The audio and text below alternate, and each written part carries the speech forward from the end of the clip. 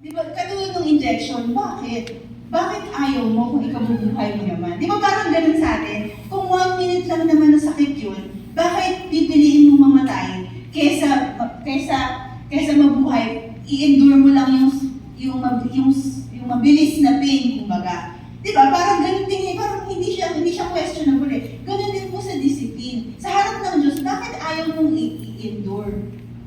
Kung ikabubuti mo pala to. Sa ibang version, sa MBB, tag naman sabi, ang taong may unawa ay tumatanggap ng payo.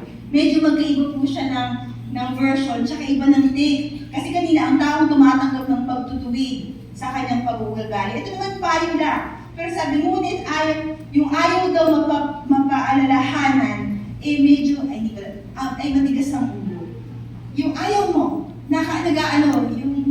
so, kahit pa na tayo Kristiyano, pag ayaw natin ng discipline, hindi yung giving po, mahirap ang discipline. Hindi po natin sinasabi, hindi ka nasasaktan, hindi ka nahihirapan. Ganun talaga, mahirap siya. Yung ayaw mo siya, tinatakasan mo, nagre-rebelde ka, na nasisiraan ka ng loob, siguro nagwawala, parang ayaw mo, resisting ka. Pagka ganun ang approach natin to discipline, dinadala tayo para maging matigas, especially sa harap ng Panginoon. Siyempre po, hindi mangyayaring, kahit ba